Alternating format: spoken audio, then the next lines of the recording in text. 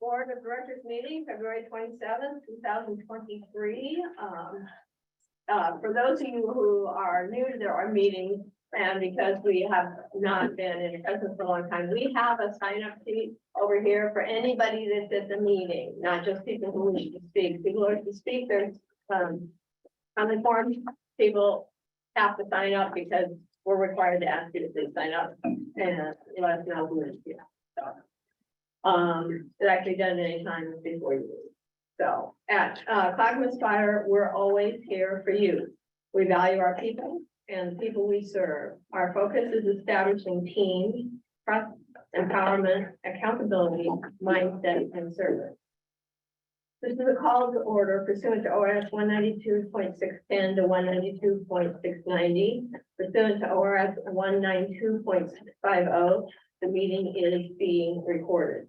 We are now coming to order at 5:01. The video recording of this meeting will be placed on the web page for Clackamas Fire. At this time, we are going to do the Pledge of Allegiance. Would everyone please stand and take the flag? Allegiance to the United States of America and to the republic.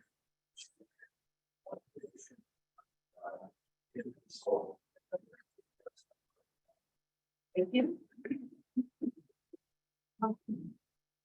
There are changes to the agenda. Chief Brown. Yes, thank you, Director Wall. We have two items that are going to be changed. We're going to add B5. And B5 is going to be a request board approval to replace apparatus bay doors at Station 1. We also have one more change, and that's the elimination of OB3 and moving that to B6, which will be the request board approval of explanatory statement for the levy measure. Wait a minute. Oh, OB2. Is it OB2? B6. Yeah, sorry, might have been off on OB2 to B6. Thought it was OB3. Give me a second. Yeah, OB2. I apologize. OB2 to B6.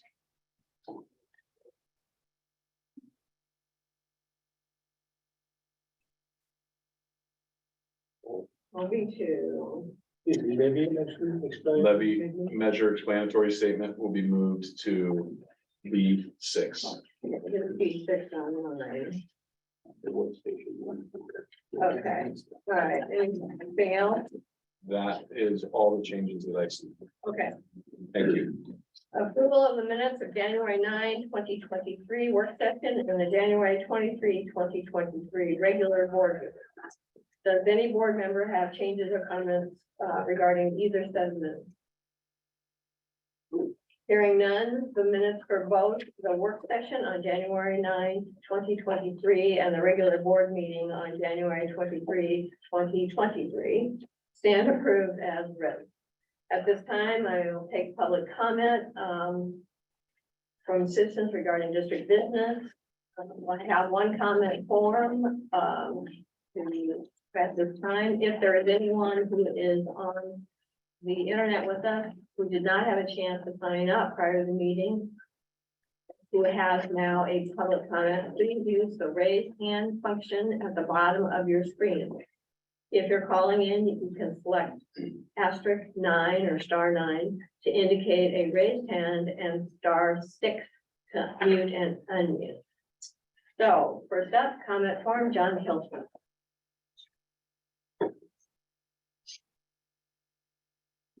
Madam President, members of the board, speaks for me. I wrote down urban growth. I meant urban renewal. In the papers of last, there have been publications of the amount of urban renewal monies that are being taken away from multiple agencies, including Clackamas Fire. If I add all these up between Happy Valley and the Oregon City, about $3.8 million over a 5-year plan, the way it looks by them. So, and there was in the paper also an editorial about Clackamas Fire Board should oppose urban renewal.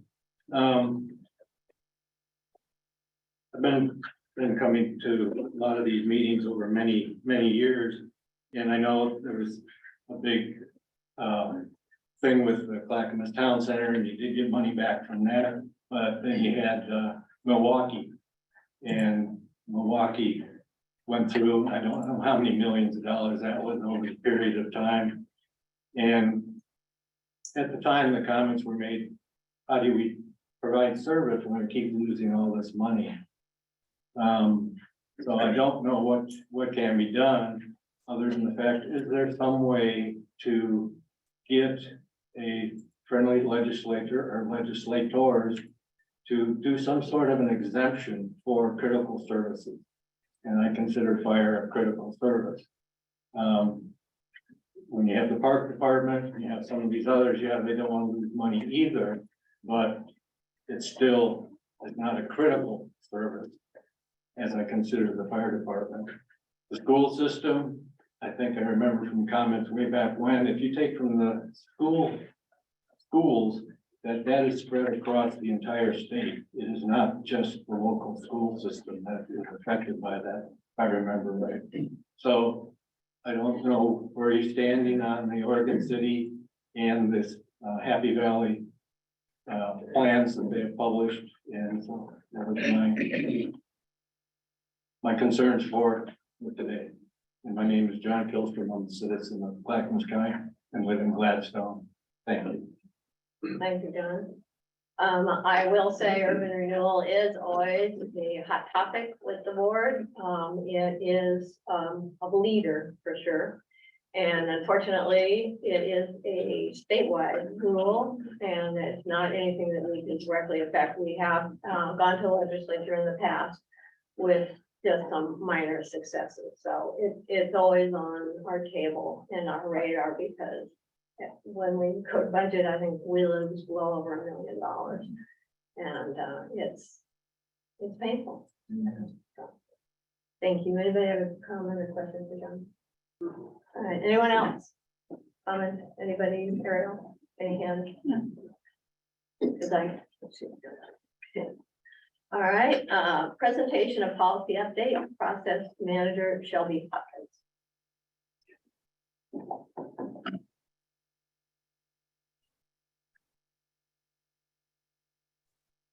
Good evening. As I work through here, sharing my screen and getting the video up, I hope you can hear me and see everything okay. First of all, good evening, Madam President and members of the board. Thank you for having me present today and provide an update on the fire district's policy and procedure management. Last year, I was given an opportunity of a new role at Clackamas Fire and became the district's process manager. My first task was policy and procedure management, and to identify how our critical documents are viewed and managed. I started by analyzing our current business practices, gathering data, and understanding our processes to identify areas of possible improvement. This involved asking why a lot, which everybody knows I'm good at asking why. The policy management and procedure management is the process of creating, implementing, and maintaining policies and procedures within an organization. Effective policy and procedure management can help organizations reduce risk and protect stakeholders by centralizing policies and procedures in one place. A policy is a guiding principle used to set direction in an organization, where a procedure is a series of steps to be followed as a consistent and repetitive approach to accomplish a result. During this process, it shed light on some of our current challenges and concerns that can come with future change. Through my review and many conversations, the following was identified. As our organization has changed, so have titles, divisions, departments, and the way we conduct business, causing policy and content inconsistencies and contradictions. Policies have become hard to locate, causing a lack of confidence for our people in accuracy and the versions that they're viewing. Currently, our policies limit freedom to think and act by focusing on what you can't do versus what you can do. Our policies are written focusing on negative behaviors rather than emulating positive behaviors and actions. Currently, there isn't a consistent process for obtaining policy acknowledgement, which can cause accountability challenges. And most of our policies and procedures are intermingled in the same document rather than independently. And last, developing a new system means more changes for our people, which is always a challenge. We don't always do well with change. Then through this process, the next step was identifying our intent, or the leader's intent, asking what we want our future state of policy management to look like. And this came down to a handful of things. First, we wanted to be able to address our process for administration, accountability, and acknowledgement, identify and implement a policy management solution, establish a distinction between policies and procedures. We wanted to ensure our policies were clear, concise, easy to understand, and to the point. We wanted our policies to focus on how to be successful and model a culture of positivity, positive attitudes, high expectations, and successful performances. Policies will include, now policies will include links to state, federal, and local laws, rather than stating the laws, which can be stale or stagnant and old. By providing links, it will ensure content is current. So at this point in the process of going through our policy and procedure management, three options were identified for what we could do in the future. The options were, we could continue our current process with adjustments, where policies are stored, how they are updated, and how they're tracked. Or we could invest in a policy management application to streamline creating, implementing, and maintaining our policies and procedures. Or we could contract with a vendor for full oversight and management. All three options are viable. However, all of them required considerations. Key things to consider, for us to consider, would be starting over or updating our current methods. Are we ready and willing to start over? Do we have dedicated resources to make necessary changes or implement a new program? What is necessary to sustain long-term management? Do we have adequate funding associated with our decision, whether it be staff time or application costs? And are we committed to making a large change? Regardless of the decision, a change of this magnitude will have to be done in a phased approach, starting with setting a foundation, determining like an application or how we want to go about managing this in the future, and implementing a new process and transition of content. Taking all this into consideration, the decision was made to invest in a policy management software application. Multiple applications were reviewed and with committee oversight narrowed down to one application and vendor of choice, Navex Global. Navex is a local company based in Lake Oswego, and they provide compliance management software solutions. And that is who we decided to go with. Navex Policy Tech will help manage our most important documents through all stages. Policy Tech proactively manages content with automated review, approval, revising, and renewing. Policy Tech promotes responsibility and sets organizational values with a centralized location to ensure access to our most critical documents, critical and current documents. Policy Tech protects our organization and accountability, providing an auditable database of records with automated attestation. So what does this mean for our people? User confidence. Our personnel will know they are accessing the most current version of a document. It will be a centralized location, a one-stop shop for all of our users. It's going to streamline workflow for writing, reviewing, and approving documents. And it's easy to access. Policy Tech is connected to our single sign-on, which means not another password. It's going to make it easier for our employees to access because it's going to match our network login and passwords, as well as have a mobile application for use on the go. Navex Policy Tech is going to help lay a foundation for document management. Our standard operating procedures, fire rescue protocols, individual and company performance standards documents are the backbone of our organization. These are shared documents and standards used to strengthen and support our organization's success.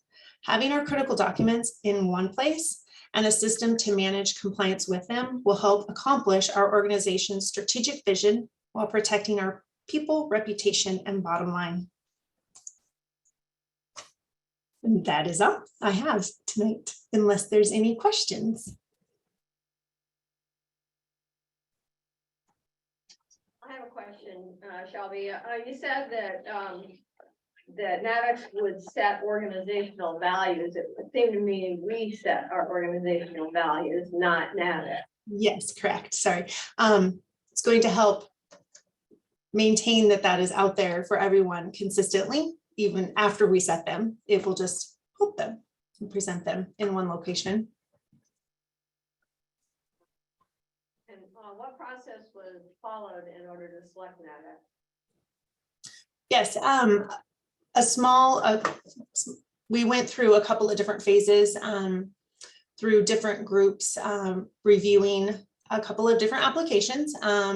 Once we decided that we knew we wanted to step away from how we're currently doing it and go to an application of sorts, of some kind, we reviewed multiple different policy and document management solutions and narrowed it down based on features and different things that we liked about one program or the other that would best meet the needs of our organization. And we did that through a committee that represented a makeup of the organization. Hey, Shel, real quick, sorry.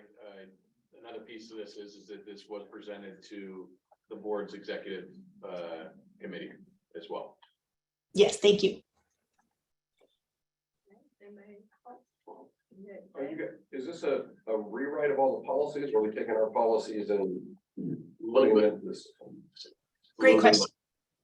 Go, Shelves. Yeah, thank you. That was a great question.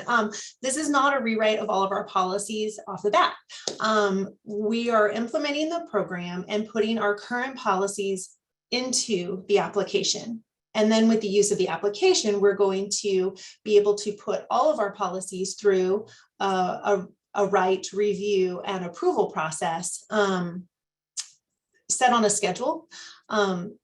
And with an ability to make it through all of them over time, starting with our most critical documents in the beginning. Obviously, they're all critical, important policies, but we're going to go down through the list and eventually be able to get through all of them. So a total rewrite, not necessarily, but definitely a review opportunity to rewrite and include now our leader's intent in every policy.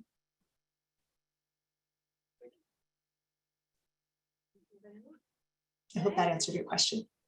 That did, I'm sure. Thank you, Process Manager Hopkins. Appreciate your time. Thank you. Thank you for the opportunity. Have a good evening. Thanks, Shelves. Okay. At this time, Dr. John Turner will provide the annual medical director's report. Where would you like me? At the podium, please, Doctor.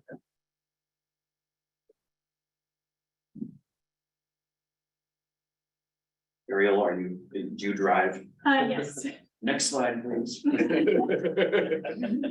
is one beautiful report, I must say. Well, thank you. That's very kind. Thank you, Chair Wall and members of the board. My name is John Turner. It's a pleasure to be before you tonight to give a annual or somewhat annual report of our activities from the medical director's team. I am an associate EMS medical director for Clackamas County and for CFD by extension, of course. Although I may look like I'm in my 20s, I do have a couple more years under my belt. I'm a board certified emergency physician, practice locally, live in the area, and I went to school at OHSU. I did my training in Las Vegas and here also at OHSU. In 2019, I was hired right before the COVID pandemic started to chair the Regional Protocol Development Committee, as kind of happens in a rotating basis between the three counties. It was initially going to be a small project that I was involved in, coordinating and herding cats, as we like to say, and then took on a little bit more of a role, but very happy to be here. Professionally, I also serve on the executive committee for the Oregon Medical Association, which is the largest professional organization representing physicians and physician assistants in the state of Oregon. And of course, there is just me here talking to you tonight, but your medical director team also includes the illustrious and famous Dr. Ritu Sani and Dr. Thomas Kopen as well. I think one of the strengths of us and our team is that we can rely on each other. We all have kind of a portfolio of responsibilities, but when one of us is unavailable, clinically speaking, or otherwise, all of us can kind of fill in for each other's roles. Next slide. So I think in general, I just wanted to start off by saying that the last year, 2022, was really a year of transitions. We discovered in the COVID pandemic that the immense tie between the EMS work and public health. And a lot of that time was spent in addressing obvious public health needs.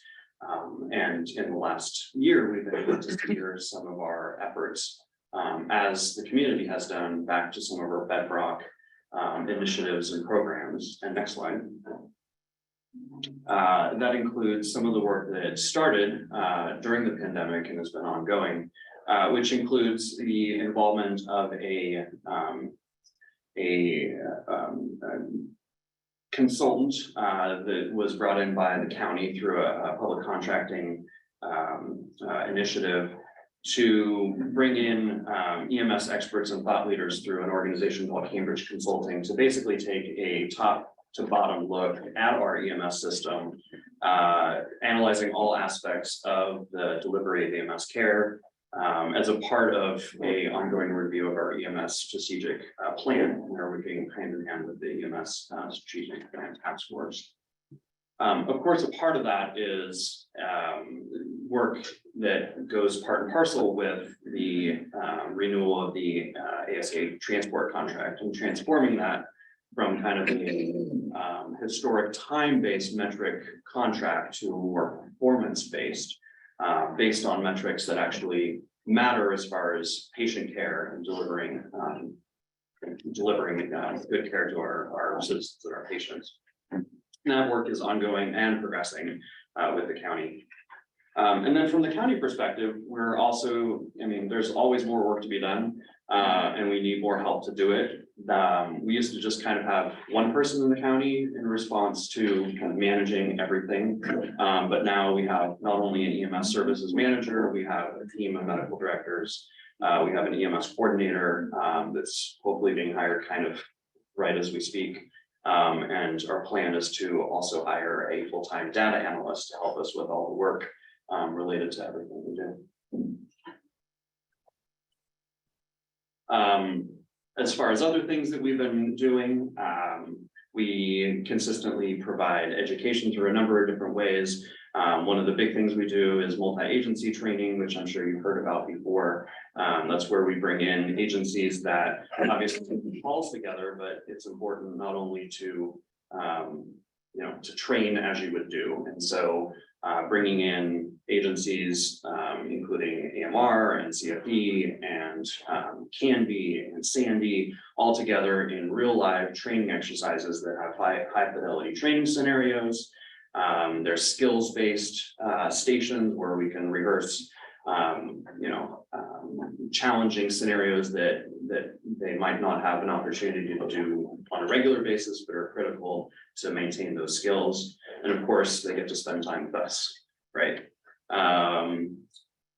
Separately, at CFD, I've had the opportunity to come and spend time at every single academy, get to know the new staff, and to interact, set expectations, have a dialogue, which has been really wonderful. At the county, we continue to, as one of our important things, look at quality of the care that we're providing. Data should drive all of our decisions, and if we don't know how we're doing, we can't improve, right? So we have monthly meetings in the county that address a number of different important topics, from our management of airways in critical patient care scenarios, certain types of heart attacks, strokes, cardiac arrest, and trauma. We include members from our hospital partners to provide not only their information and data, but also it's good to have other people at the table discussing this as well. We also at OHSU have a team of people that collect more data related to cardiac arrests that is helpful for us region-wide to understand how we're doing. One of the things that I started to talk about in the COVID pandemic was how we understand the interrelationship between EMS and public health. And I think during the pandemic, there was another kind of awareness that occurred of important conversations that we started to have and should continue to have around equity and diversity, not only of our workforce, but also in looking at ensuring equity for in treatment and outcomes. There's national conversations about this, making sure that the care that we provide geographically is equivalent, making sure that the care we provide based on gender is equivalent. And those are important conversations that the national awareness has started, and I think also we are all committed to having. There's a news announcer that I listen to regularly who has a saying about this, particularly that if we stop talking about it, we stop talking about it. I think we're very committed to continuing the conversation and doing the hard work that needs to be done. And in that light, in the county, we have some things that I'll mention briefly that we have started to employ and really are excited about rolling out. First Watch, First Pass are two products that help us to use data to drive our decisions. It allows us to monitor systems events like heart attacks and strokes and overdoses, and pulls in data from a number of different resources, including from dispatch CAD, from patient care reports, and also monitor our performance as a system and how we're doing in providing that quality care.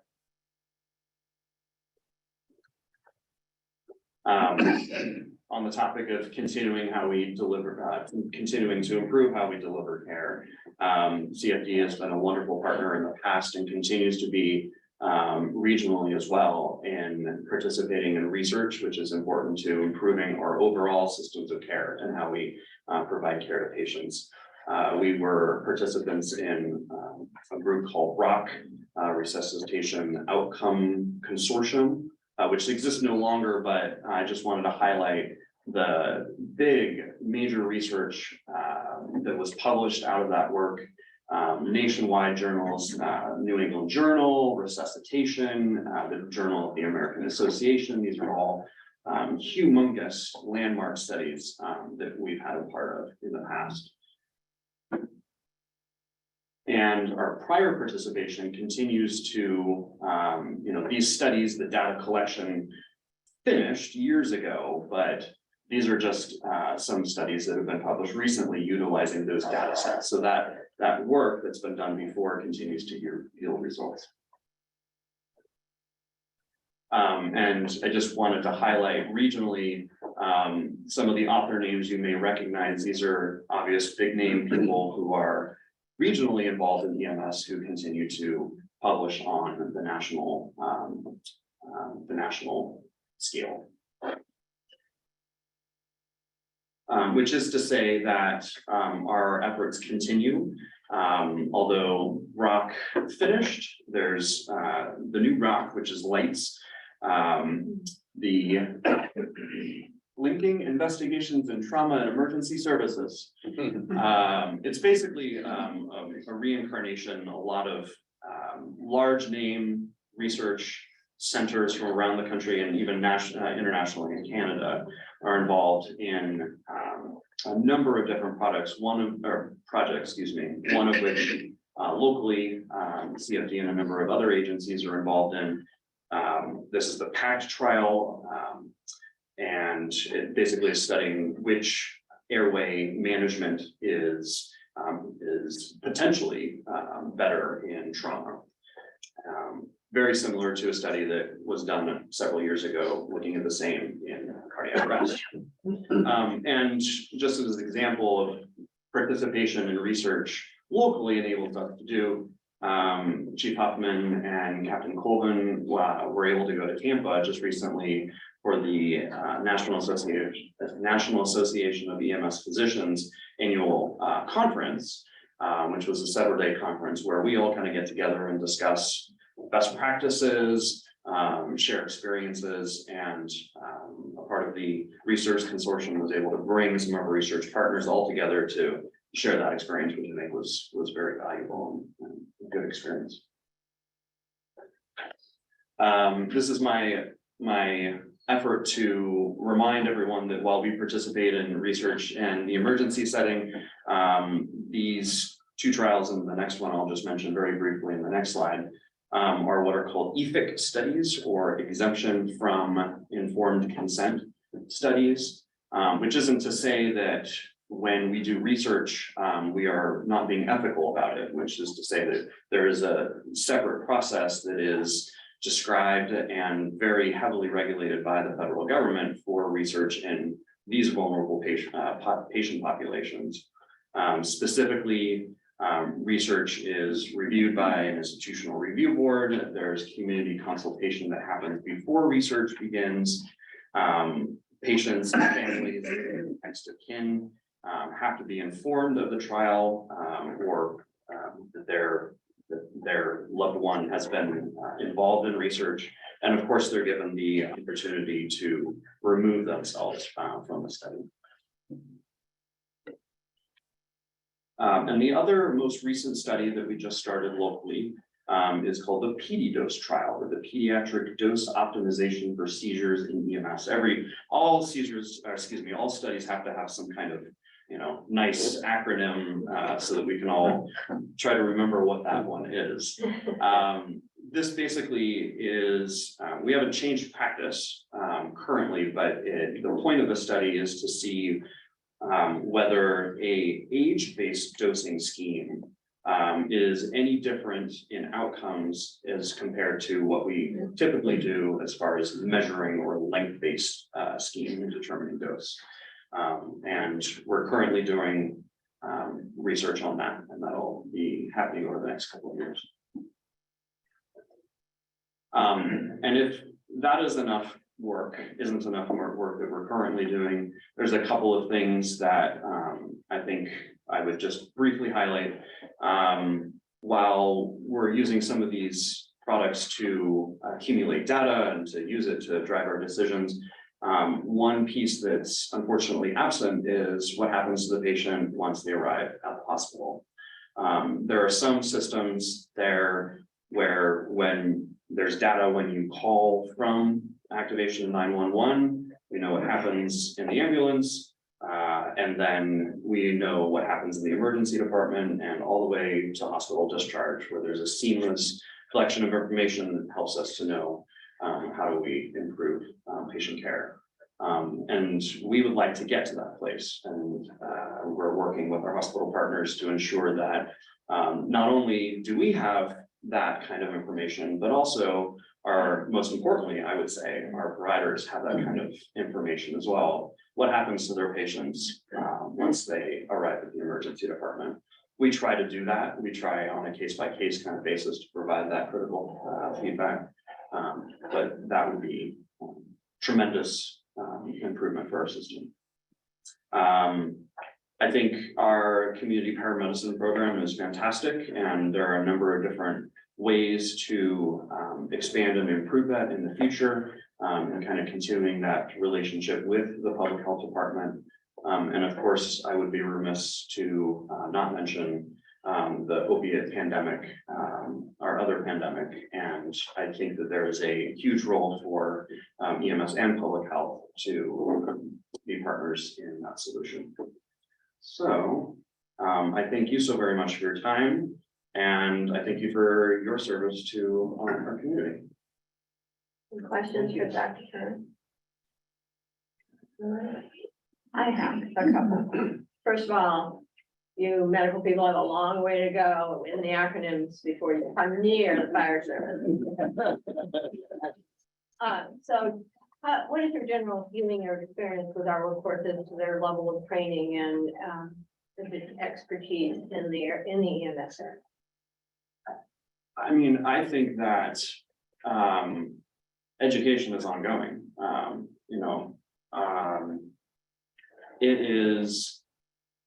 It would be remiss for me to say that I stopped learning when I finished my schooling or my training. And I think that that's a continual challenge for everyone, and particularly anyone in the medical field.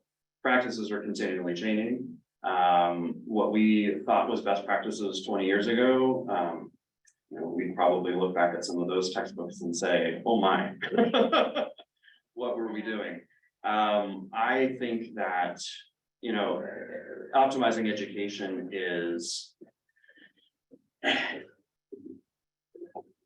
it's a difficult question to answer in a couple of minutes, because, we have a workforce now that exceeds 250 providers at least on the line. How do you meet each of those people and deliver a quality and engaging educational product? Do you do it through a video, and how engaging is that? I think that we've had some interesting conversations, Chief Huffman and I, about virtual reality and how can you employ virtual reality in making a training experience more real. Because passively absorbing information is, as we probably all know, just not the best way of learning. Actually getting dirty, doing the work, experiencing challenges is the way to learn. I don't have a great answer for that, but I think that we're committed to kind of continuing to improve. Thank you. Red? Just one on the infected explosion from. Yeah. Well, I'm assuming we're not doing exploratory surgery or something on site. So are you talking about maybe using a different device than what's standard practice to see what the outcomes are for something like that? Yeah, exactly. Good question. So we in research, you can't just do something that would be outlandish, right? So you have to study something where you think that there would be a potential difference or benefit. What we're studying is an endotracheal tube in a trauma airway versus a supraglottic airway. The supraglottic airway is a perfectly fine way of managing an airway. It's actually not FDA approved as a device for use in trauma. It's FDA approved device in management of medical airways. And so the research is in a trauma airway in particular. This PACT trial, one of the EPIC trials, is there a difference in patient outcome utilizing a supraglottic airway versus a standard of care endotracheal tube in patient mortality and complications, et cetera. So because it's not necessarily an FDA approved device for that indication, research needs to determine that, yes, we're not going to do harm, or, potentially there could be benefit. Okay, thank you. Yeah. Thank you very much, Dr. Turner. My pleasure. Appreciate it. All right. Now, at this time, we're gonna have a meeting within this week. This is the annual meeting of the member of the Clackamas Emergency Services Foundation. So the regular board meeting is now recessed at 5:40, sorry. And the annual meeting of the member of the Clackamas Emergency Services Foundation will now come to order. Okay, so at this time, President Carney. It's going to be our treasurer, Okay. Who's going to be doing it by way of Zoom. By Zoom, Yeah, okay. she's on the line. She won't have video. Okay, welcome, Sherry. Go forth. Thank you. Can you hear me? We can hear you Yes. fine. Perfect. Okay. I am just going to review the proposed 2023 budget that's been submitted. And I'll just go over a couple of line items that there's a considerable discrepancy between actuals for 2022 and provide a brief explanation if I could. Let's begin with I'm sorry, go ahead. No, go right ahead. Okay. Dinner auction 2022 dinner auction. The actual was $49,449 as far as the income. Due to the pandemic, we had canceled both 2020 and 2021 auction, and attendance was down considerably in 2022. We are extremely hopeful that the 2023 budget for $90,000 in income, fundraising income, will be fairly easy to obtain. There'll be additional, like I said, additional focus, community support, and we have no doubt that the attendance will be increased. Payroll contributions every year, we like to increase those. Operation Santa, the income for Operation Santa was down only because we changed the 2022 format, how we were doing Operation Santa, and I'll touch a little more in detail when we get down to the expense side of that. General donations, slight increase there. Interest income, again, unless the market does something that we can't predict, we are hoping that we will stay fairly close to the same, if not have a slight increase on that. So our total revenue for our proposed budget for 2023 is $125,000. Getting into the expense side of it, our dinner expenses for our 2022 auction were $14,1116. We have increased that considerably to $25,000. Again, we're anticipating a higher number of attendants, and of course, with more people, the expenses for that as well as the income side of it should increase. Bank service charges, those are minimal. Professional fees, I will touch on that. The 2022 actual professional fees is a new added line item for us. It's to cover the foundation's portion to pay for part-time accounting and administrative assistant fees. In previous years prior to 2022, that was something that a good majority of that was covered by the fire department, and we needed to remove that from the fire department's responsibility and take that responsibility on ourselves. The other operational expenses are mostly just office supplies, that type of thing, so it's pretty minimal. Scholarships, we're keeping that the same. We hand out to deserving young people going off to, or I shouldn't say young people, students going off to secondary education, $6,000 per year, so that will remain the same. The AED grants on expenses were down a little bit in 2022. We are keeping the budget the same for that because we're hoping that the need will still be there, and we have allotted $5,000 for the AED grants for 2023 budget. The community emergency assistance, I'd like to touch on that a little bit. The expenses for 2022 consisted of $34,700 in wildfire relief. With that being said, since September of 2020, Clackamas Emergency Services paid out a total of $214,012.80 for wildfire relief to various victims throughout our county. Because of the large payout, it created both all 3 years, 2020, 2021, and 2022 expenses to be greater than both the grant money that was given to Clackamas Emergency Services, as well as all 3 years approved budget.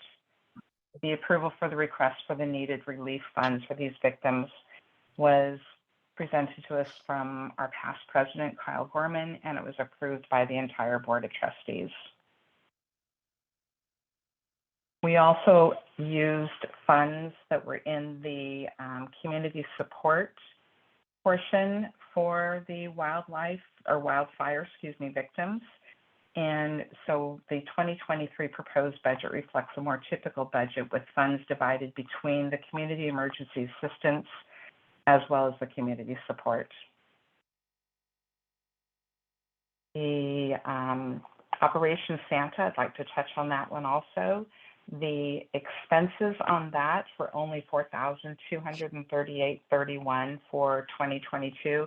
That's considerably less than what we've used in the past because of our new arrangement that we had participating with a already established partnership.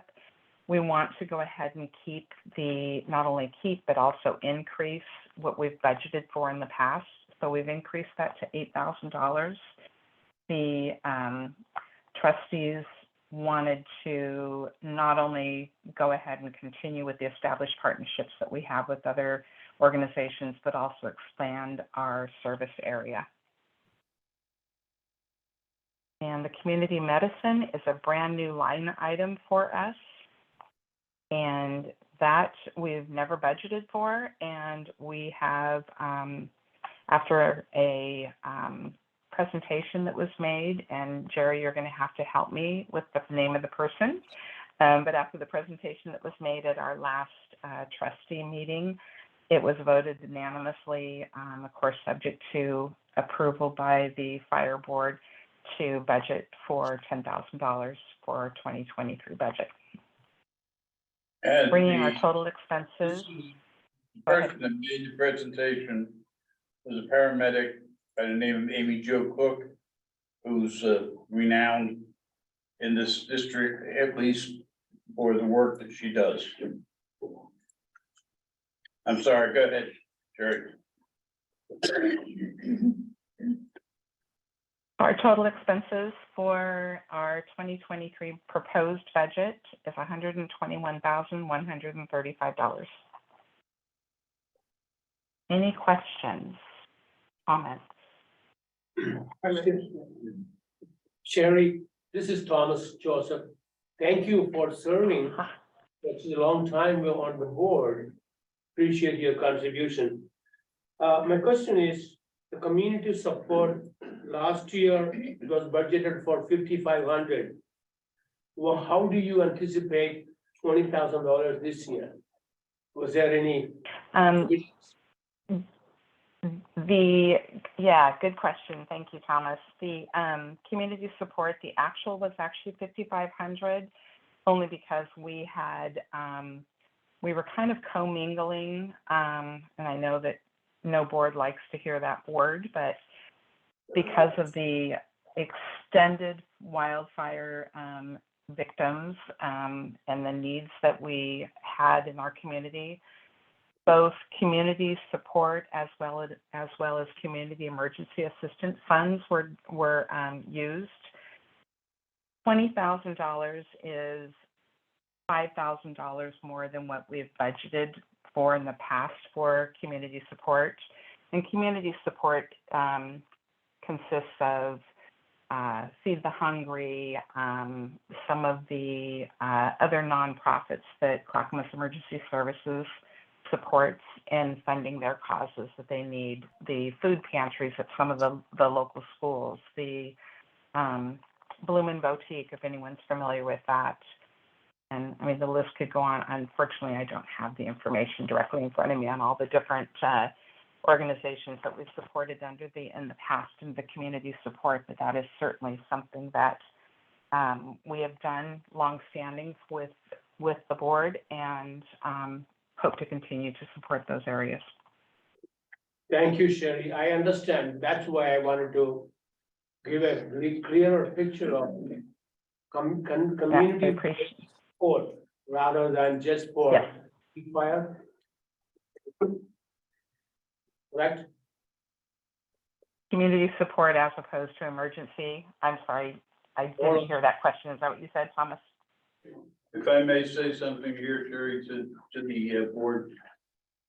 I personally visited every site that received, every family that received funds. I can verify the destruction, the ashes. And ever. It was real. Yeah.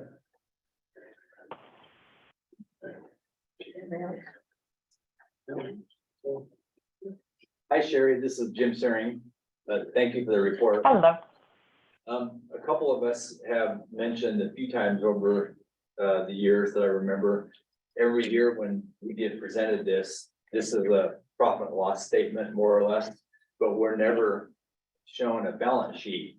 In the future, when the annual budget is presented, can we have a balance sheet that accompanies it also, that shows what the balance is, how much money is in the bank account? And as you mentioned that there were more expenditures than there was income, so it would be nice to know that, watch that year after year. How much money does the foundation have as? Absolutely. Yeah. Would you like starting back? I mean, the real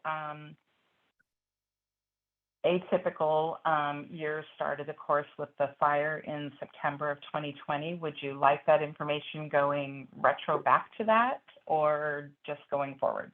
Just thinking in the future, going forward, maybe next time, have a balance sheet that accompanies the profit and loss statement. Oh, my pen just broke all over me. Yeah, just thinking, because a few times over the years, it's like, well, how much money does the foundation have? So I'm just asking for that in the future. No sense worrying about it now. Jerry has his hand up. Absolutely. The foundation has hired Christina Day, the former, I'm gonna use the word accountant. I don't know the formal job title that she filled, but the lady that did the books for the district. She is now doing our books. I don't see any problem with presenting you folks next year with what you just asked. Yeah, perfect. The other thing I can do is, at the next meeting or whatever, since I'm the liaison with the foundation, I can work with them and maybe at one of the next board, liaison reports, I can just Yeah. get it to you guys. Yeah, great. So we can do that. We can work that out, Jerry, at one of the next, trustee meetings. Sounds good. Okay. Yeah, thank you. Thank you very much, Sherry, for your presentation and for, as already been noted, your years of service, along with the President Carney and all the rest of the trustees. It's an extremely valuable service that you provide to us as a volunteer. So thank you. At this time. You're welcome. My pleasure. Do I hear a motion to approve? Sherry has his hand up. That's Sorry. what I was just gonna ask.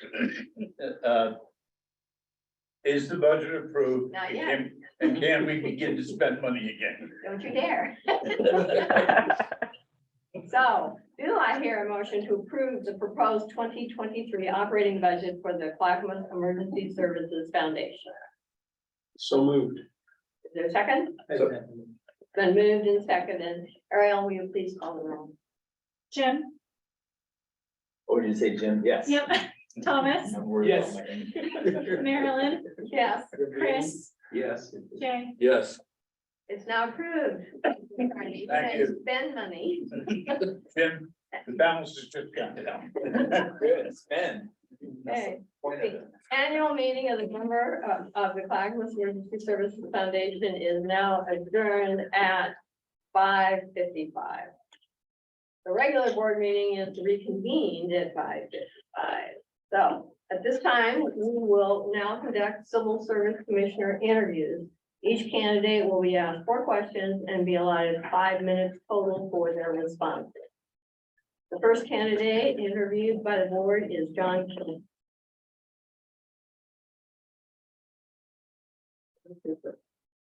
Yeah.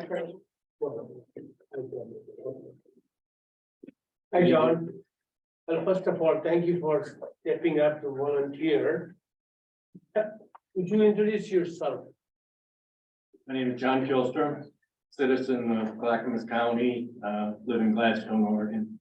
Been in Oregon since 2001 and retired back in 2008. And I've been coming to the board meetings for many years until COVID hit, and then I stopped because I'm not a Zoomer. And then now I'm coming again, coming back to these meetings. Do you understand some of the responsibilities of the Civil Service Commissioner? Yes, yes.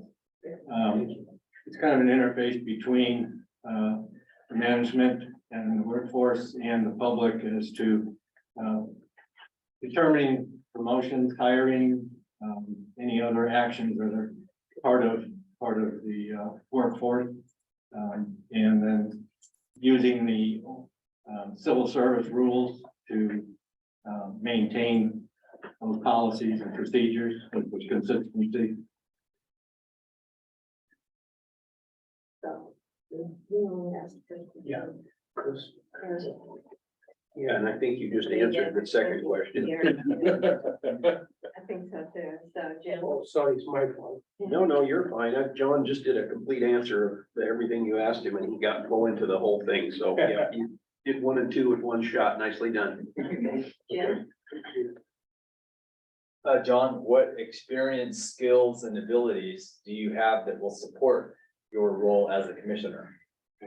My jobs have been starting early on and then gone from foreman all the way up to plant manager. And in that I had the responsibility of 200 plus people. And that entailed everything from writing job descriptions to the hiring, the firings or terminations if necessary. I worked in union and non-union environments. I'm familiar with grievance processes.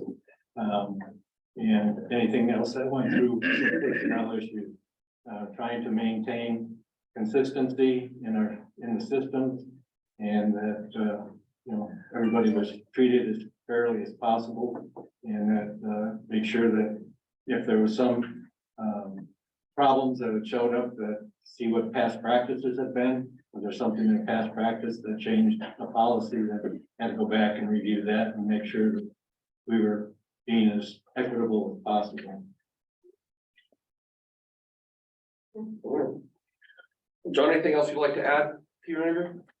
I currently am a volunteer for the PT boat here and I'm a crew member and a volunteer there for the World War II PT boat. I find that exciting.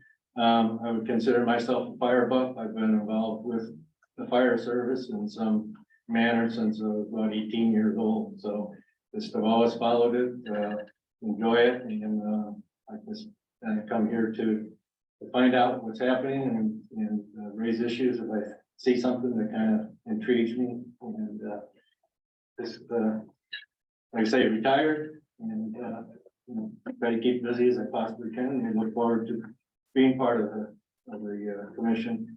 I think when I initially applied, I said that I had been coming to these meetings for multiple years. I don't know when I really first started.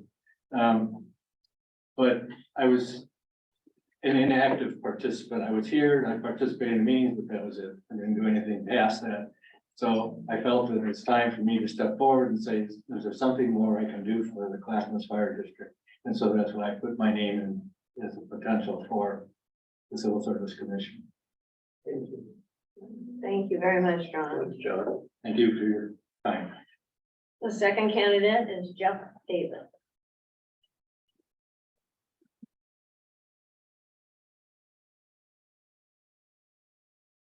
Yeah.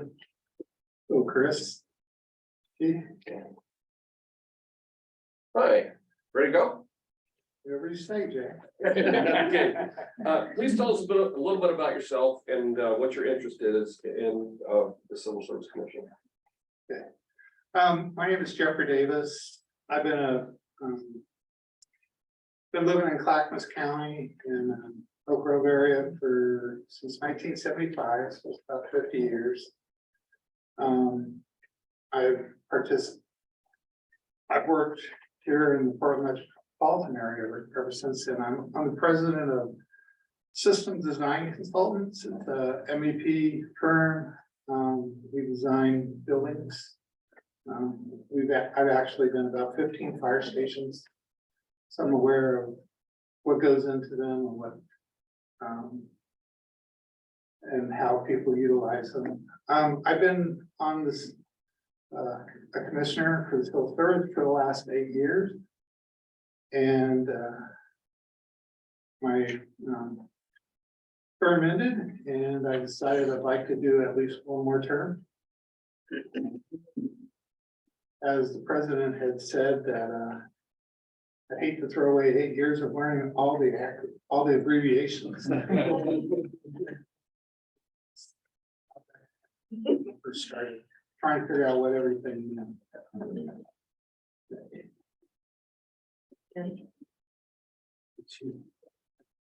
What experience, skills, and abilities do you have? Oh, I'm sorry. Did I go to summarize it too? Oh, please summarize your understanding of the primary roles and responsibilities of the Civil Service Commission.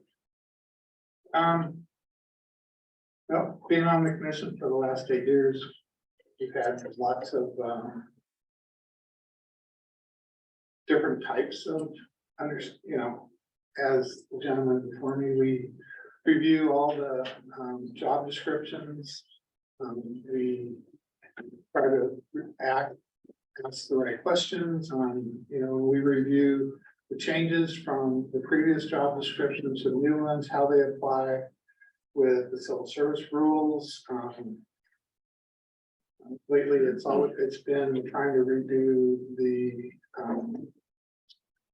what I want to say, the requirements, the prerequisites, and getting a better understanding of how that interacts with what the job was 5 years ago, what the job is today, and then trying to make sure that it meets the criteria for the civil service, as well as interacting with the labor, making sure that I like to make sure that they've been heard, that they're on board with it versus just trying to rubber stamp something that went through. They want to reduplicate what the gentleman. Is it me on number 3? Sure. Yeah. Good, nobody stole my question. Jeff, what experience, skills, and abilities do you have that will support your role as a commissioner? Well, being the president of my own company, I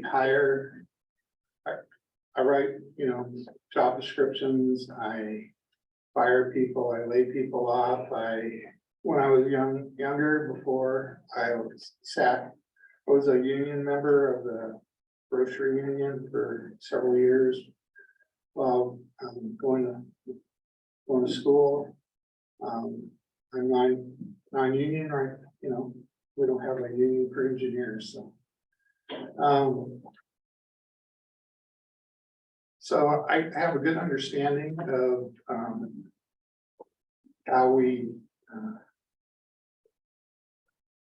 write descriptions for work and prerequisites of what is needed for that job, and then trying to match those people with the job. Now, we get a list, we don't ever interview anybody, but we take it pretty seriously on the commission to make sure that the job descriptions that we receive, that we review and we vote on are as competitive with other agencies, as well as, what the chief is looking for and moving forward with Clackamas County. Thank you. Thank you, Jeff. Thank you for the last 8 years of service and willing to step up another commitment for another 4 years. Do you have anything else to add, with your experience from the last 8 years to our knowledge or your thoughts? No, I've enjoyed it.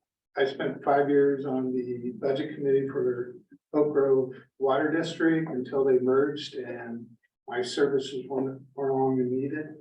I like to give back.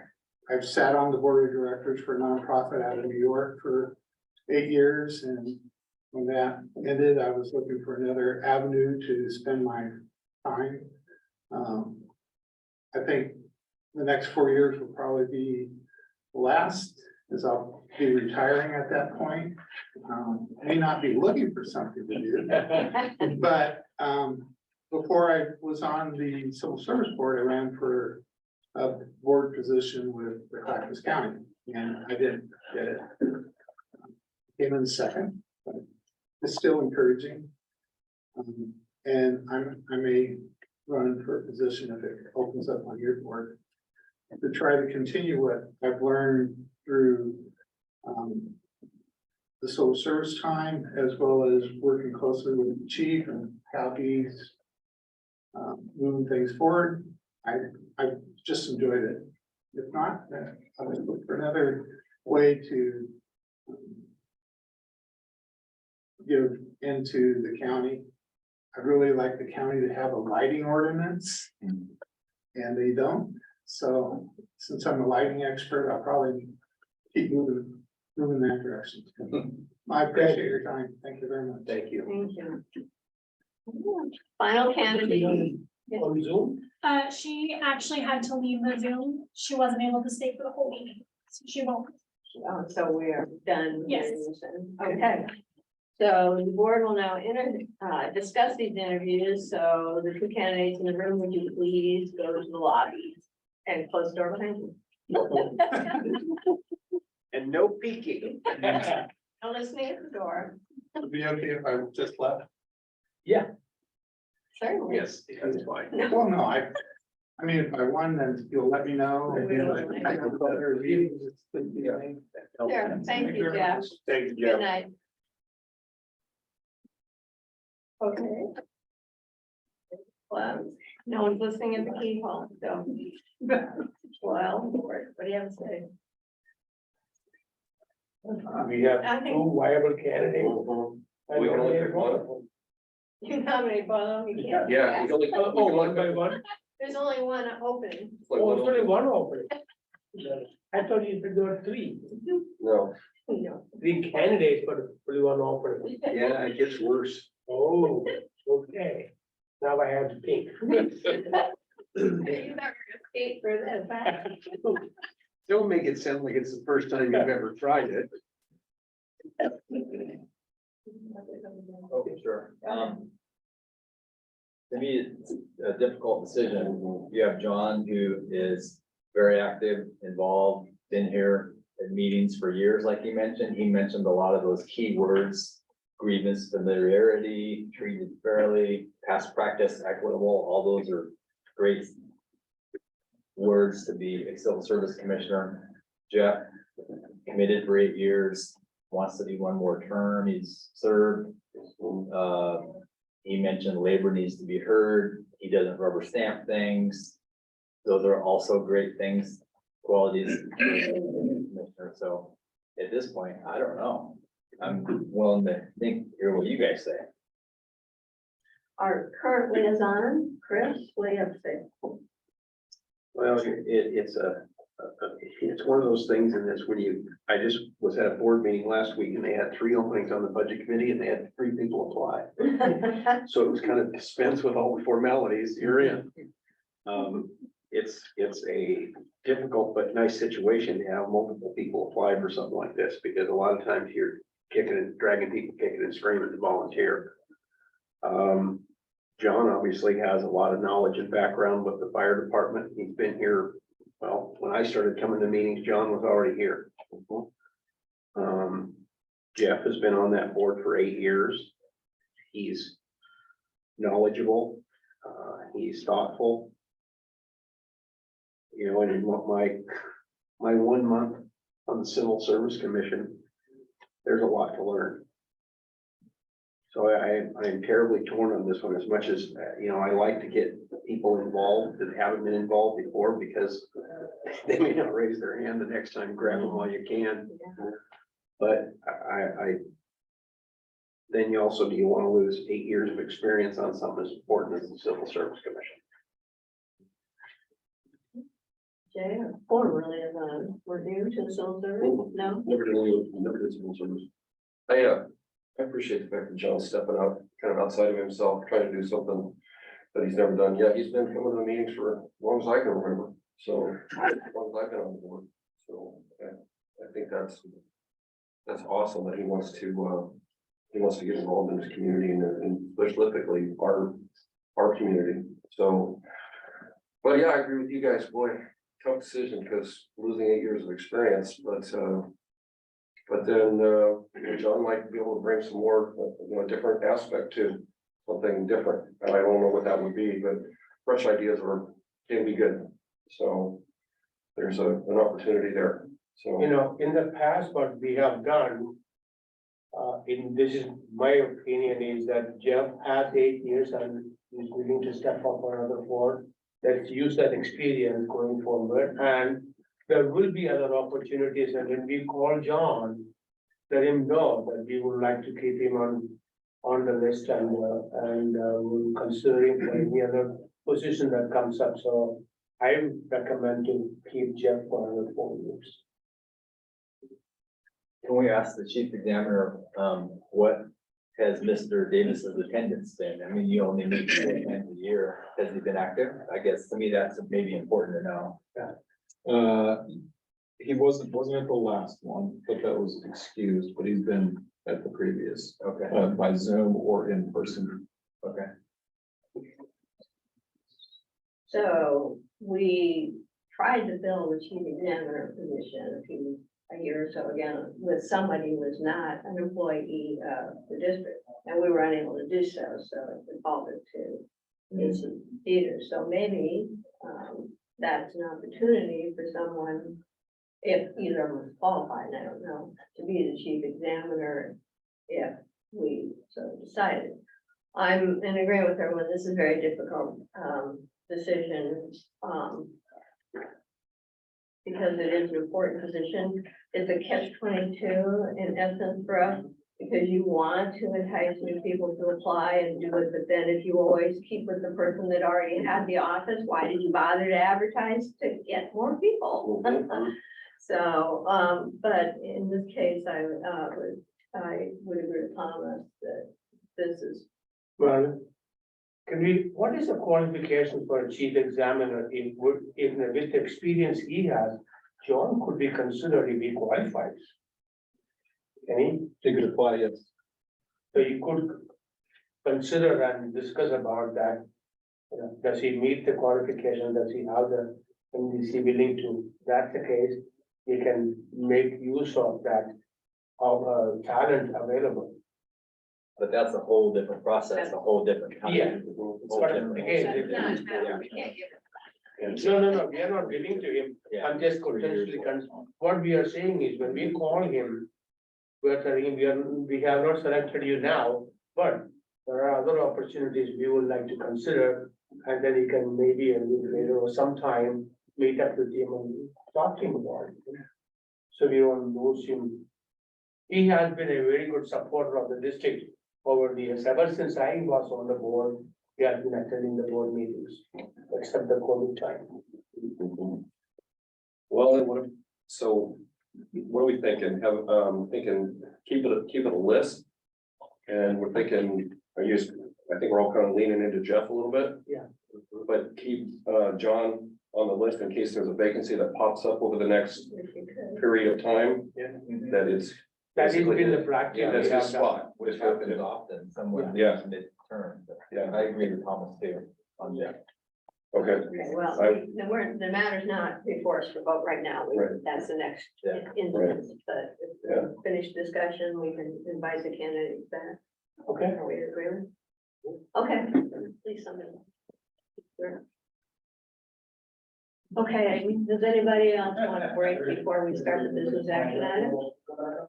I do. I'm the only one that counts. You're the one with the gavel, so, We're gonna take 5 minutes. okay. I'd stick around.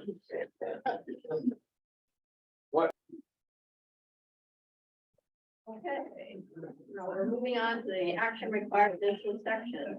B1, request board approval of one commissioner to serve a 4-year term on the Civil Service Commission. Thank you, Madam President, members of the board. I've submitted a staff report with the exact same request to select one of the 2 candidates. I would ask that you take action on that. Okay, and any further questions any board member has? Then based upon our discussions, do I hear a motion for the board to approve Jeff Davis as commissioner to serve a 4-year term on the Civil Service Commission?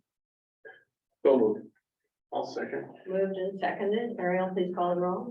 Jay, Yes. Jim, Yes. Chris, Yes. Marilyn, Yeah, Thomas. Yes. okay, thank you, both of you. John, we hope to continue to see you and congratulations, Jeff. 4 more years.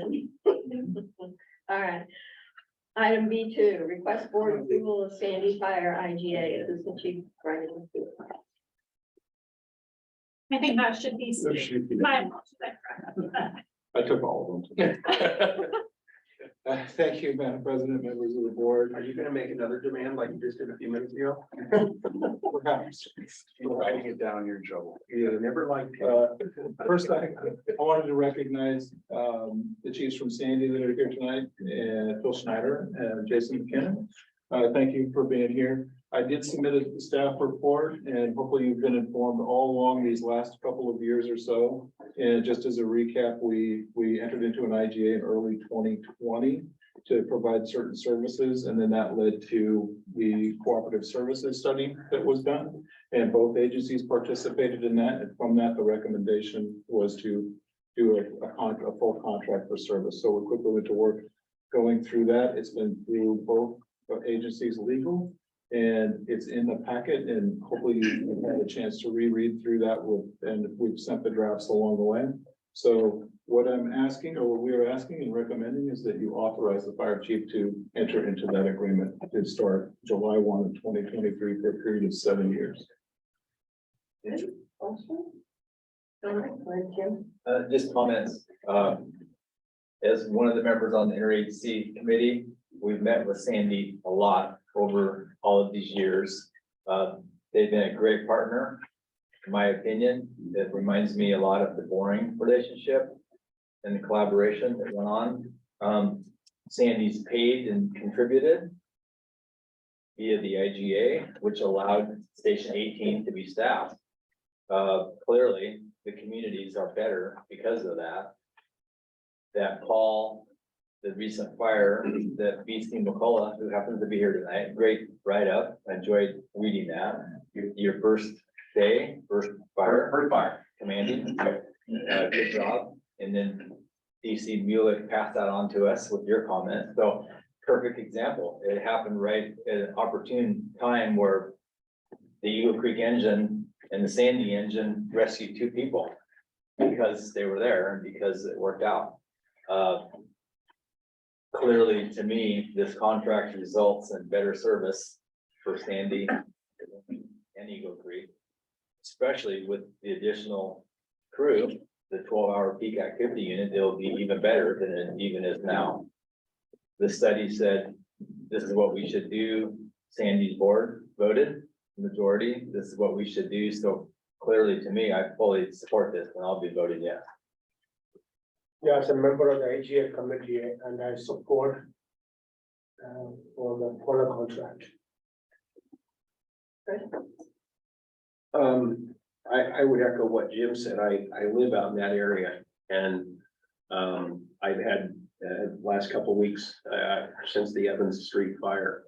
I've had people, especially I was in a restaurant recently and having a conversation, and I had ended up with 2 other tables came over. And they said they didn't know there were that many fire engines in the world. But what struck me was one of the guys was a neighbor there, and he said he watched it. And he said, you have a perfect opportunity to just have monkeys trying to wrestle a football. In a situation like that, you could have people falling all over each other. And he said everybody there knew exactly what they were supposed to do. He said a new rig would pull up and it would have somebody tell him who they were working for and they would go. And he said it looked just seamless. He said it was actual chaos, completely controlled. And it was impressive. It made us all look good. That it was your first time on fire is damn impressive. Thank you. But I think it does show what I see out there is this improves service in that eastern area of Clackamas Fire and improves service for the people of Sandy. So I see it as a win and I'll be supporting it. As most of you know, I was with the Boring Fire District when we did the legal integration of Clackamas Fire a number of years ago. And the whole intent of that at the time was to staff Station 14 and find out some other efficiencies that we could have in the district. And then the Clackamas Fire was able to find significant efficiencies to build staff shortly thereafter, staff Station 19. And then within a couple of years, realized that there was even more efficiencies that were overlooked, and we were able to partially staff Station 18 and get that station open. And that all came relevant because of the legal integration of what happened there.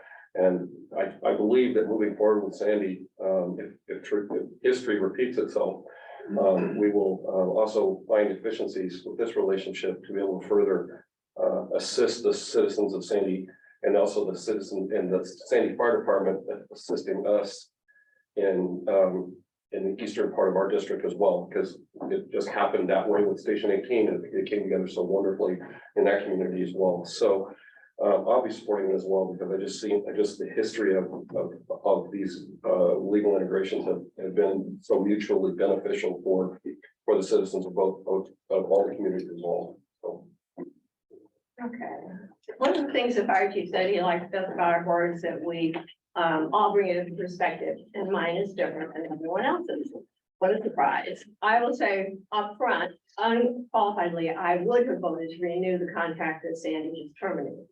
But Sandy is FDK 2.0.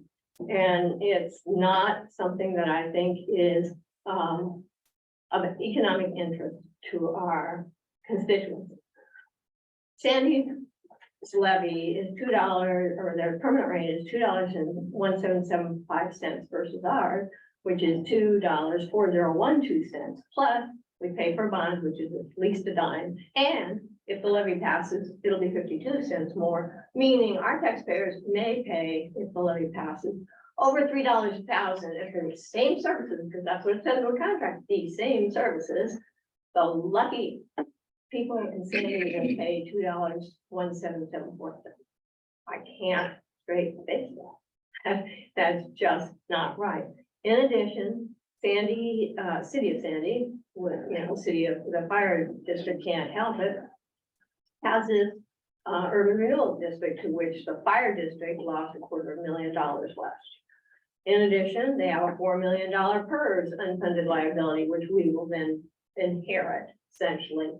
Even though the contract doesn't say that, in fact, that's what's going to happen. The reality is, whether we merge or not, because we're getting those employees and the liability follows the employees.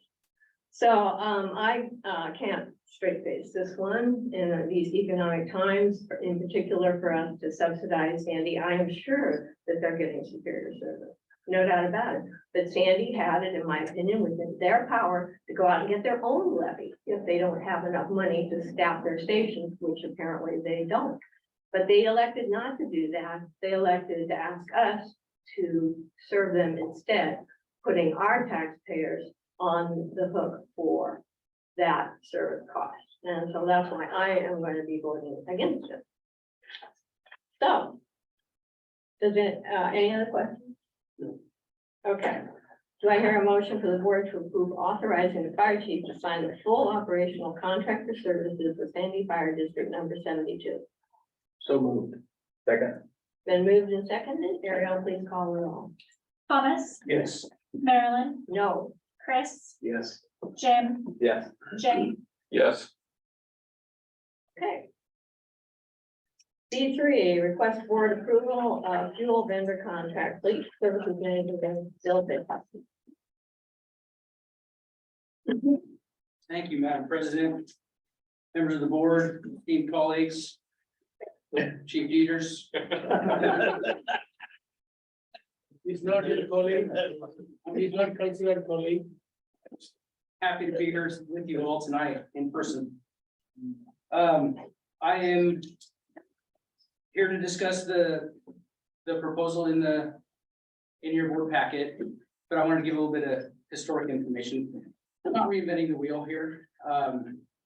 Since 2015, when we started having Wilco deliver our fuel to the fire district, things kind of evolved from that, and we kind of ended up with our current pricing structure, which is the average, the weighted daily average pricing that two vendors have quoted here and one doesn't. Vendors typically are choosing to use the weighted daily average. Some still go with the Opus daily rack price. This benefits them solely for the length of the contract. Utilizing the weighted average puts some onus on the vendor, so to speak. It lets them take some risk, or forces them to take some risk in it, and allows us to benefit at times throughout the year. Fuel is a very volatile market, and the price changes several times daily. And so we kind of depend on our vendor to buy their inventory and charge us accordingly from their inventory and not using the Opus price. And everybody has their inventory, and so everyone will buy their inventory at a low rate and figure out that daily average price. But if they're using the Opus price, they could potentially, the last couple of weeks, actually, the market has fluctuated like 30 cents. And so that difference really benefits them, and it's proven to be to our benefit to go towards the weighted average piece. So I wanted to address that in case there was any questions, and I'm happy to answer any more. Yeah. How long's the contract for? It's a 1-year contract? So I'm actually just requesting this to go through December, because that puts us to the end. Our government exemptions expire December, and so because we lost Wilco at the end of the year, and it's taken till now to kind of get somebody else on board, I just wanted to go to the end of the year to our exemptions expire, and then right around then I would come to the board again with the staff report to either extend or switch vendors to someone else. One of the things I appreciate the fact is that you shop this around and you try to get the best deal for the district on a regular basis, and that we're not in the extended contracts or whatever, that you're constantly shopping that. So actually appreciate that, that you're so, you put so much energy into this, because I know it's a huge expense for the district. So it is, and especially the last couple of years, it's gone up drastically. Not everybody wants to bid on our fuel, because the services that go along with it are kind of different. We're really not a big player in the market for people. If you think about it, we go through 65,000 gallons a year. I used to order 30,000 gallons a month, and where I used to work. And so it's a lot of fuel, but it's really not a big thing to a lot of the bigger vendors.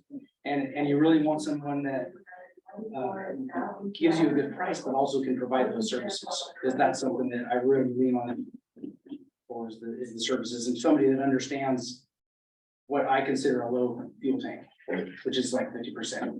But if their monitors say, oh, you got 50%, I'm gonna go fuel someone else over here because they're down to 30, and then we have an event, that's problematic. Anybody else? Okay, Ariel, do I hear a motion for the board to approve the fire chief to enter into a contract for district fueling services through the calendar year 2023 with Red R Oil Company in the amount of $376,651. So moved. I second that. Ariel, please call it roll. Chris, Yes. Marilyn, I'm having to abstain on potential conflict of interest. I have legal dealings with one of the proposers and I have personal relationships with employees of the other. Jim. Yes. Thomas, Yes. Jay. Yes. Okay, thank you. You may as well stay. Request for approval of the surplus apparatus. Fleet manager Bill Bishop. Thank you again. I guess this is, as presented, if you have any questions, I'd be happy to answer them. Ultimately, this is a boat that we've had since 1999, the inception of our water rescue program. And it's, although it's running better than it probably has in years, it's time for it to go. Questions, comments? Okay, do I hear a motion for the board to approve the fire chief to proceed with the disposal of the 1999 Almar? Oh, I don't know what that is. Brave. Brave jet boat, app number 2-931, asset number 18. So moved. Second. Moved and seconded. Ariel, please call the roll. Marilyn, Yes. Jay, Yes. Jim, Yes. Thomas, Yes. Chris. Yes. Okay, thank you. Thank you all for your time. Thanks, Bill. Appreciate it. B5, request board approval to replace apparatus bay doors at Station 1 Division Chief. Rick. Okay, sitting here. Yes, you're good. Good evening, Madam President, members of the board. I'd like to start off by saying, we appreciate the short notice to bring this to the board. Tonight, action requested is for board approval to replace the apparatus bay doors at Station 1 through Oregon City Garage Door, which is bid on page 5 for an amount of $125,900.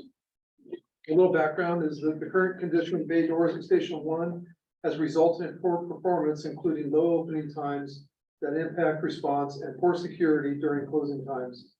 Ongoing failure and recent damage has resulted in periods where 1 or 2 apparatus bays out of a total of 3 have not been available or reliably operating. These door failures negatively impact optimal emergency response and security.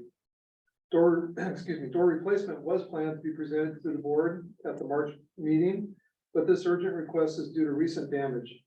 Staff is requesting approval at this time to avoid short-term costly repairs that would not be cost effective. The apparatus door replacement project has been approved by Clackamas County Development Agency Program Supervisor David Queener to use urban renewal funds. The replacement doors have an improved performance characteristics that will reduce the blight of the current damaged doors, along with other upgrades planned for the Fuller Road campus.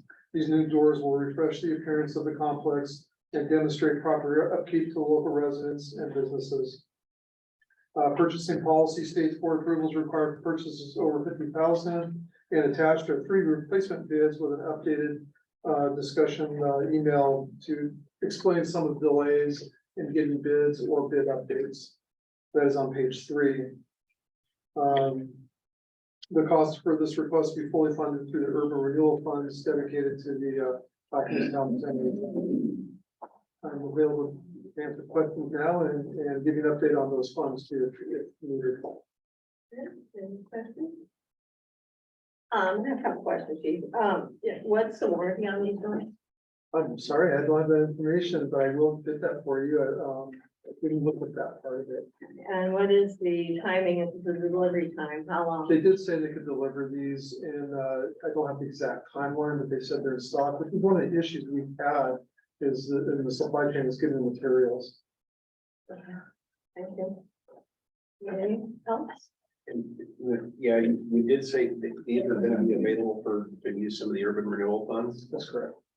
All right. Good. Related to that is the look of the doors is different. We're gonna go with the completely, there's a picture in there that they're gonna be all glass front doors with just a stainless frame. And that's easier to maintain, repair, and provide more light into the apparatus bay. Well, it's window day. All right. Any other questions on it? Okay, do I hear a motion for the board to approve the replacement of the apparatus bay doors at Station 1 at a cost not to exceed $200,000? Madam President, excuse me. That's been updated for maximum 125. We're gonna go with that. You don't think there'll be other costs? We're sticking with the proposals. Okay, the proposal includes installation Yes, and permanent. yes. So let me revise that. Do I have a motion for the board to approve the replacement of the apparatus doors at Station 1 at a cost not to exceed $125,900? I so move. I'll second. All right, please call the roll. Jay, Thomas, Yes. Marilyn, Yeah, Chris, Yes. Jen. Yes. all right, thank you. B6, request board approval of explanatory statement for the levy measure. Chief Brown. Awesome. Thank you, members of the board. Thanks, Rick, for that presentation. Era, would you throw the explanatory statement on the share screen? Okay, this is the final revision of the explanatory statement, which would go into the ballot that was being brought forward from the Future Funding Task Force of the Levy Committee for the board to take action on. If you'll notice, it's common language that we have used throughout this process. And we would like you to take action and approve this. Any questions I can answer for you? Is this just to approve the formal wording? That's it. Yep, just the wording. Okay, questions, comments, anything? And this is not new. No. As I expressed before, when we did vote on this, I understand it is accurate, but I still think it's misleading to use the $138 because I don't think very many people understand that. But it is what we approved before, so. Do I hear a motion for the board to approve the explanatory statement for the levy measure? Second. And moved and seconded. Any further discussion? Ariel, please call the roll. Jim, Yes. Thomas, Yes. Jay, Yes. Chris, Yes. Marilyn. Okay. Other business. OB1, annual fire chief evaluation. Okay, prior to this meeting tonight, so long ago, the board did the annual review for the fire chief. It's a little early, but we were trying to get it done earlier than we usually do. We did a partial 360, and by that I mean that surveys or requests for responses were sent to not only the board members, which is what was done last year, but also to some of the strategic partners, and we received 13 of those back. So we got a good cross section of people who interacted with the fire chief at various levels. Overall, there's no question that the fire chief is doing an excellent job. He is well respected. And I just use a few of the keywords that came out. This is not everything, that he had a good work ethic. He had tenacity, transparency, intelligent, honest, and a forward-thinking person. So as a part of that discussion, we, in accordance with his contract, the board has the authority to give a raise to the fire chief. And the executive committee is submitting to the board a request that the fire chief's compensation be increased by 6%. Right? Yeah, 6% starting the 1st of July. So is there anybody want to add anything? Anybody? Okay, so that we don't need to take a motion or do any action. We just want to again commend the fire chief for an excellent job and thank him and his family for their dedication to Clackamas Fire. So, And I think we should thank his team for making him look good. look good. I think that's the real thing. It's quite a task. For sure. Well, in all seriousness, so that's one of the things we did talk about, and just I think that's his team that he's built around you guys. And you guys are doing an outstanding job as well, and we appreciate you. We do know the work that behind the scenes that goes on, and we do appreciate you and your team and the people that are not here. So hopefully you will express that to them as well. When you get back to the office. You remember when we were talking about shooting straight? As Marilyn was relaying what she said, Steve looked at me and said, "You're ugly." Yeah, so I think they do shoot me straight. Very good. Okay, so we know who's keeping you humble. We thought it was your wife, but we're like, it's your work wife. I think it's a group effort. It's a group effort. Okay, well, not working. All right, thank you. So OV2, Clackamas Emergency Services Foundation Liaison, Director Cross. Do you have a report?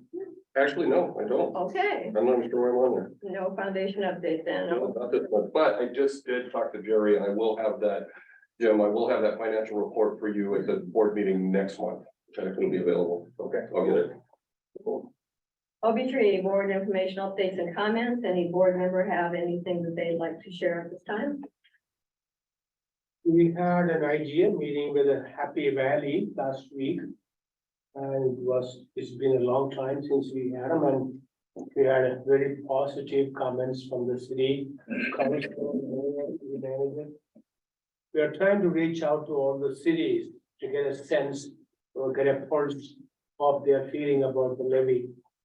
And Happy Valley is totally, because they have the levy for the sheriff, but not this time in the election, but they were very supportive of our move, and it was a good meeting.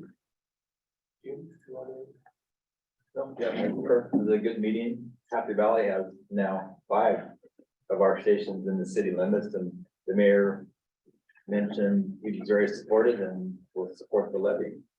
So I thought it went well.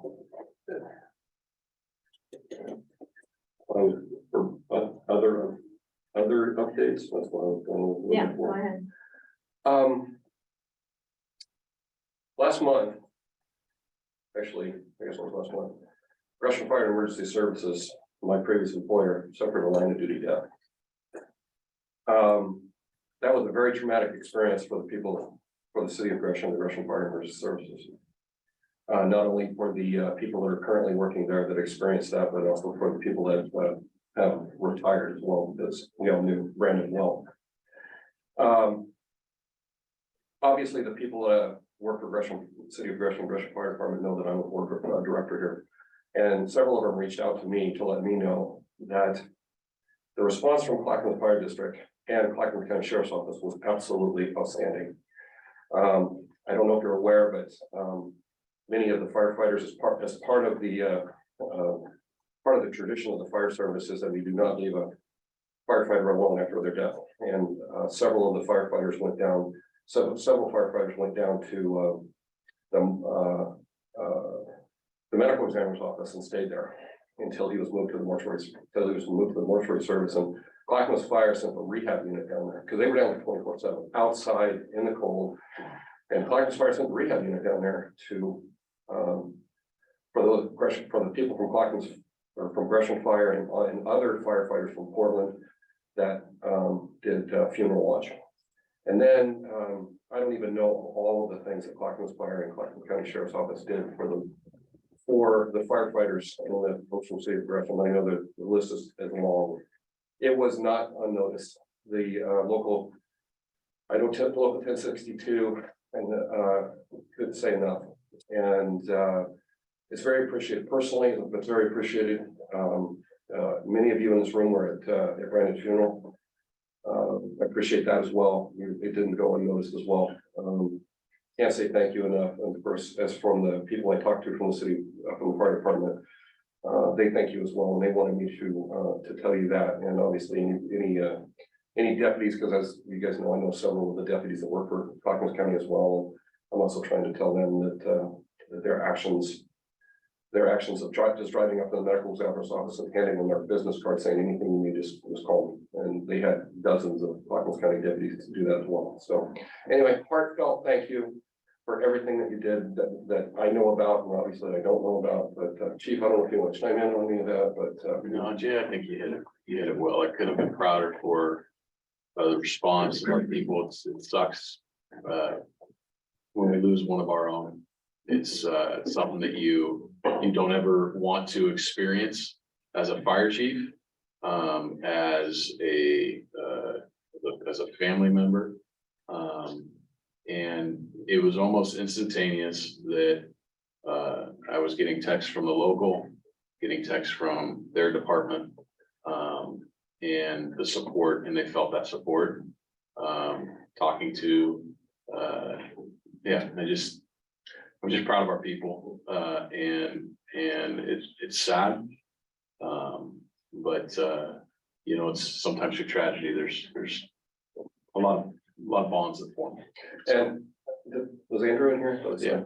Buddy, 11:59, I mean, what can I say? People were doing casket watch from 11:59 and they're interpersonally, with the people, just the firefighters that they know, friends across county lines, there for each other. It was very, they were very thankful for 11:59 support as well. Thanks for. Please let the rest of the folks know. Thanks for sharing that. Anybody else? Okay, informational items, division reports. We're starting with the professional firefighters of Clackamas County, 11:59. Good evening. I don't have a ton to share this month. We are interfacing with the PR firm to focus on our campaign from our political action committee. And that's pretty much it. If you guys have any questions, I'm more than happy to answer. Questions? Okay, thank you. Our 1B volunteer association report. Right? Thank you, Madam President, members of the board. Just a few things to report about January. We're trending on the upward trend of being able to staff station 12 and 13 a little bit more. Station 12 had 11 nights out of 31, 13 had 2.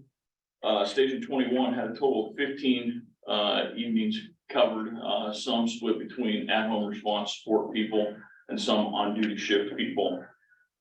Drills over the month of January focused on hose deployment, essentially dry hose, wet hose. Then we broke for a week and did some CPR to get that taken care of, and then moving wet hose, a charged hose through a building. Highlighted January was that we started Volunteer Recruit Academy 2301 with 17 more volunteers. So that's exciting. They'll graduate in June. One of the things that has been super fantastic for me is to have people come back and assist teaching that were former volunteers with myself when I was doing it. Matthew Harlan, who's masking up in the district, has come out. I've had a number of volunteers come out and help during academy while they're on shift at Station 8. And it has been awesome, which made me think, and how many volunteers we have working here? And it's a little bit over 25% of our workforce is a former Clackamas volunteer, which is proving that it's a good funnel into the system. I think the apprentice program, I mean, with the amount of applicants that they receive, if we can expand that, it's a great funnel as well. And then just to cap off kind of what Director Cross was touching on of the family and the support. The support volunteers were able to get the rehab unit out to support the Russian firefighters, and that's what the community sees. And there's no difference between paid or non-paid staff, and there's no difference in the fire family.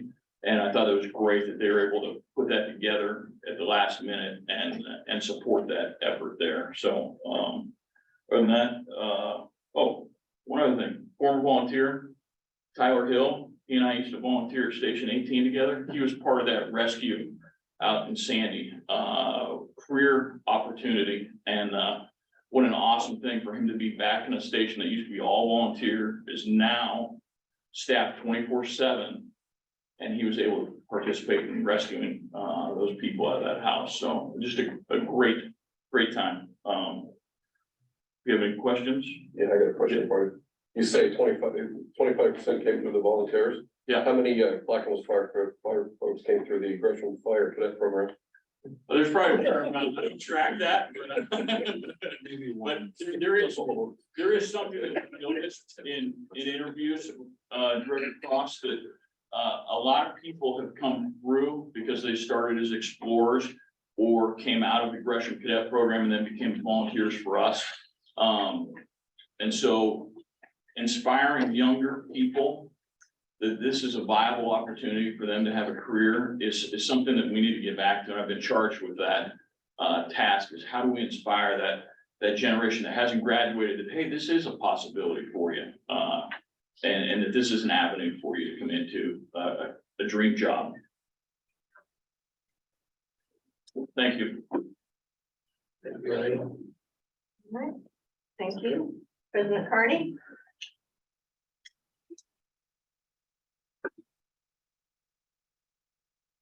Thank you, Madam President and members of the board.